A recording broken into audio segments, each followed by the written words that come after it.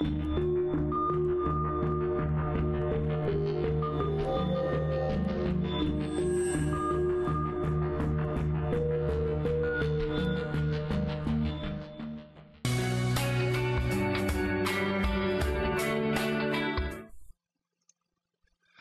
sommes toujours dans le premier chapitre de ces vidéos et je vous invite à faire une pause dans le processus d'installation et à prendre une minute pour vous familiariser avec l'interface utilisateur, c'est-à-dire les écrans et la barre d'outils. La barre d'outils est située en bas de l'écran d'accueil uniquement. Elle regroupe quelques fonctions utiles qui deviennent ainsi simples d'accès. En passant la souris sur chaque icône, une bulle vous indique la fonction associée. Les 4 boutons de la fenêtre d'accueil vous permettent principalement d'ouvrir et de créer un dossier. Une fois un dossier ouvert, vous disposez de 2 onglets qui regroupent les fonctions essentielles sous forme de boutons. Le premier onglet vous permet de gérer les informations administratives du dossier. Le second onglet est le plus important car il regroupe les fonctions liées au document unique. Définition des unités de travail, saisie des risques et actions, édition du DU et de son diaporama associé. Bien entendu, nous reviendrons en détail sur toutes ces fonctions au fil des différentes vidéos. Bienvenue dans le deuxième chapitre de ces didacticiels. Nous allons approfondir ensemble la gestion de votre dossier et, dans un premier temps, nous allons voir comment le créer. Utilisez le menu Fichier « Ouvrir mon dossier » ou cliquez sur le bouton de même nom de la page d'accueil.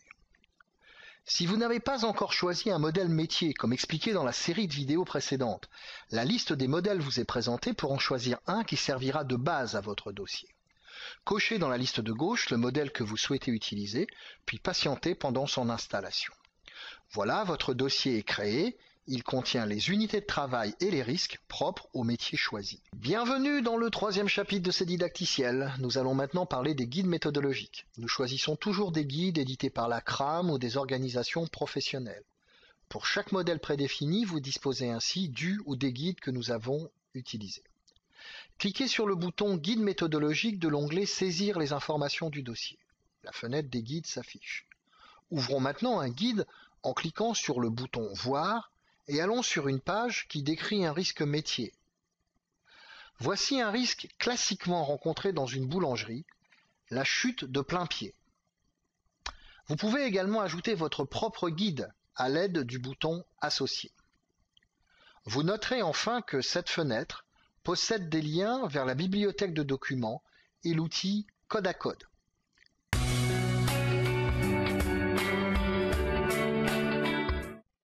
Bienvenue dans le 4e chapitre de ces didacticiels. Nous allons renseigner ensemble le document unique pour notre dossier.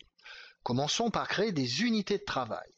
Derrière ce mot se cache une notion de sous-ensemble qui permet de regrouper des situations de travail qui recouvrent des risques similaires, de même nature et de même gravité, qu'il est pertinent d'analyser globalement. Une fois le dossier ouvert, cliquez sur le bouton Unité de travail de l'onglet Renseigner le document unique. La fenêtre des unités de travail s'affiche.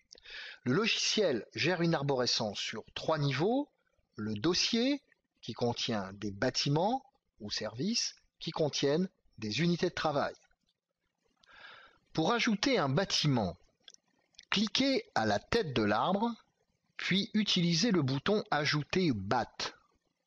Donnez un nom au bâtiment nouvellement créé.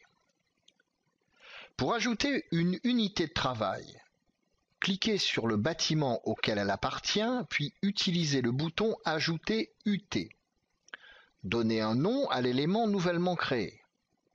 Je viens de créer successivement 2 unités de travail, appelées UT1 et UT2. Nous venons de voir l'étape cruciale de création des unités de travail. Dans la prochaine vidéo, nous allons commencer la saisie des risques.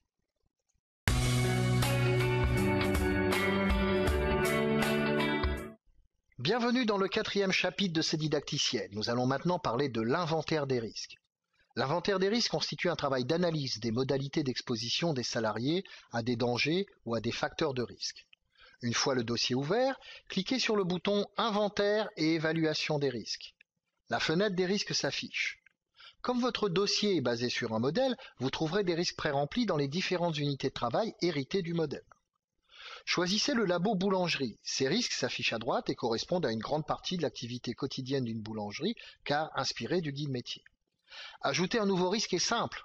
Choisissez parmi les propositions dans la zone en bas de l'écran celle qui correspond à votre observation du quotidien.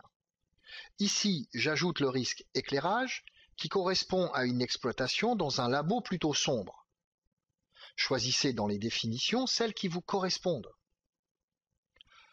Voilà, c'est fait. Le risque créé est surligné en rouge.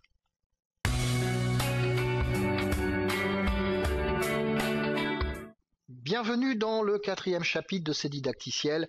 Nous allons maintenant parler de l'évaluation des risques. Elle consiste à quantifier les risques, cotations ou scores, de manière à déterminer leur importance. Cette évaluation permet de dégager les risques principaux en préalable à une hiérarchisation des actions à mener, ce qui facilite ensuite la définition d'un plan d'action. Passez à l'onglet suivant, évaluer les risques, puis reprenez le labo boulangerie. Pour évaluer un risque, il faut cliquer sur sa colonne cotation, comme ici pour notre nouveau risque éclairage. La grille fréquence-gravité recommandée par la CRAM s'affiche. Choisissez un score en cliquant à l'intersection des axes qui correspond à l'historique de l'entreprise. Les risques cotés se reclassent automatiquement, les plus élevés figurent en tête. Pour faire face aux principaux risques, cliquez sur la colonne Actions préventives préconisées. Nous allons choisir une action préventive pour le risque éclairage. Nous décidons de remplacer les lampes défectueuses et celles qui sont trop faibles. Pierre est chargé de l'action. Celle-ci se terminera fin avril. Enfin, l'urgence de l'action est choisie dans la liste priorité.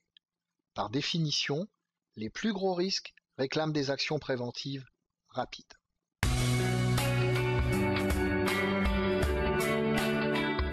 Bienvenue dans le 5e chapitre de ces didacticiels. Nous allons approfondir ensemble la restitution du document unique.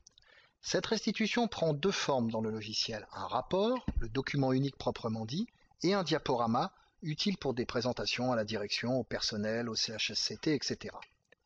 Cliquez sur le bouton Rapport final. Pour vous aider dans la gestion de votre rapport, nous avons externalisé la personnalisation de certains chapitres regroupés dans cette fenêtre. Pour modifier un chapitre, cliquez sur la ligne correspondante. Dans cet exemple, je modifie l'explication du référentiel réglementaire pour le document unique et celle de la méthodologie utilisée. Les modifications apportées sont locales au dossier. Si vous souhaitez qu'elles deviennent communes à tous les dossiers, vous pouvez modifier ces textes à l'aide de la barre d'outils et son bouton Fichier de paramétrage, option Je personnalise les textes et courrier de la démarche. Cliquez enfin sur le bouton Éditer. Au bout de quelques secondes, le document unique apparaît dans votre traitement de texte. Vous allez retrouver tous les chapitres classiques d'un document unique, y compris les textes que vous avez modifiés.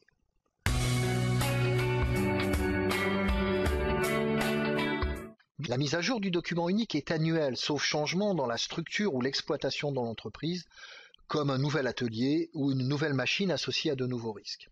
Chaque année, il convient donc de fermer le dossier en cours pour en ouvrir un autre. Commencez par ouvrir le dossier qui vous intéresse, puis cliquez sur le menu Fichier, Archiver le dossier. Un message d'information vous rappelle que cette opération clôturera définitivement l'année en cours. Le logiciel sauvegarde ensuite l'année courante dans un fichier dont il vous propose le nom qui contient notamment la date et heure d'archivage. Voilà, l'opération est terminée. Vous pouvez accéder au dossier archivé en cliquant sur le bouton Ouvrir un dossier archivé. L'accès au dossier en cours se fait toujours par le bouton Ouvrir un dossier.